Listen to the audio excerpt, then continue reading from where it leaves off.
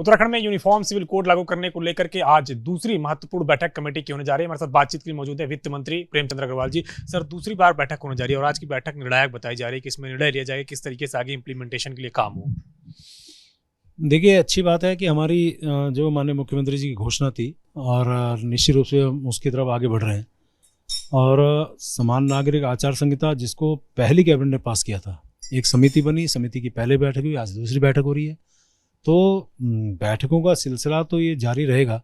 लेकिन साथ साथ जो हितधारक हैं अन्य लोगों से भी इनकी समिति की बातचीत होनी है, तभी हम निर्णय की तरफ बढ़ेंगे। और मैं बहुत आभारी हूँ माननीय मुख्यमंत्री जी जिन्होंने बहुत अच्छा निर्णय देश और प्रदेश के हित में लिया है। वो उस दिशा में हम आगे बढ़ रहे हैं और समिति के जो लोग हैं जिस प्रकार से वो बहुत गंभीरता के साथ बैठक में बैठ रहे हैं, लगातार बैठकें कर रहे हैं, उनका भी मैं धन्यवाद कर रहा हूँ।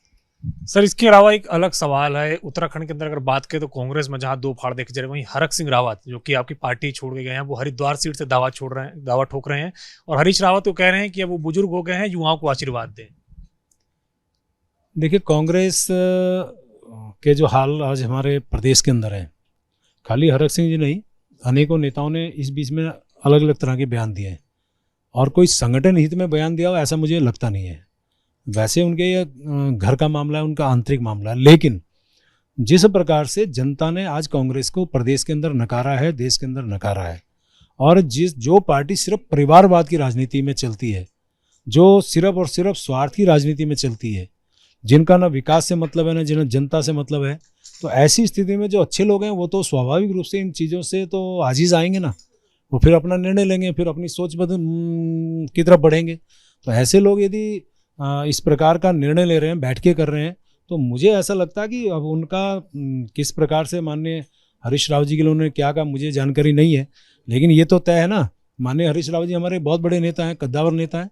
मैं भी कह सकता हूं कि उनको हम सबको आशीर्वाद देना चाहिए, हमारे इतने बड़े नेता हैं। सवाल ये नहीं कि वो कांग्रेस के, हम तो ये मानते हैं हमारे प्रदेश के बड़े नेता हैं, तो उनको हम जितने हमारे जैसे लोग हैं उनका आशीर्वाद हम सबको मिलना चाहिए, ताकि हमारा प्रदेश और मैं तो बल्कि इससे एक कदम और आगे बढ़ के कह रहा हूँ, हमारी सबकी सोच उत्तराखंड के हित में होनी चाहिए, उत्तराखंड के विकास के हित में होनी चाहिए। तो ऐसे में यदि माना हरीश रावत जी हमें आशीर्वाद देते हैं तो निश्चित रूप से उत्तराखंड का विकास होगा।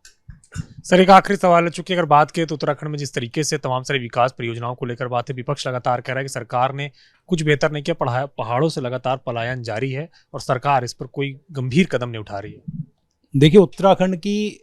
दो बातें हमेशा कही जाती थी कि उत्तराखंड का पानी और उत्तराखंड की जवानी कभी काम नहीं आई,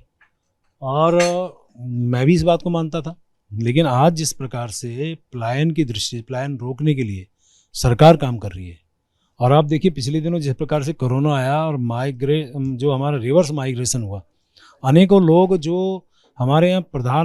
मुख्यमंत्री की जो योजनाएं हैं,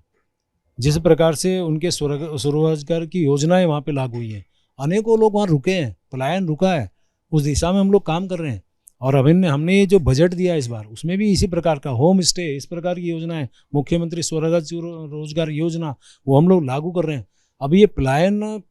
ठीक है, मैं ये नहीं कह सकता पलायन 100% रुक रहा है, लेकिन ये कह सकता हूँ पलायन पहले से कम हो रहा है। जो लोग पलायन करके चले गए, मैं उनसे भी आग्रह कर रहा हूँ कि अब ये सरकार आपके लिए, आपके हित के लिए सोच रही है, आप आइए,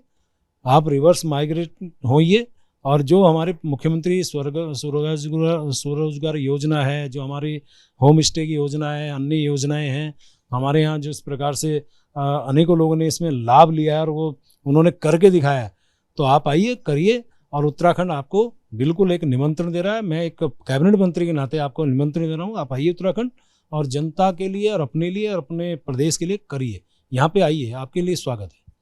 शुक्रिया, हमसे बातचीत करेंगे उत्तराखंड के वित्त मंत्री प्रेमचंद्र अग्रवाल, जिनका कहना है कि यूनिफॉर्म सिविल कोड जिस तरीके से सरकार ने वादा किया था, इसको लेकर कमेटी संजीदा है और लगातार बैठकें करके इसको जल्द लागू करवाने का काम करेगी। कृष्ण वीरपाल के साथ अविनाश तिवारी, एबीपी गंगा, दिल्ली।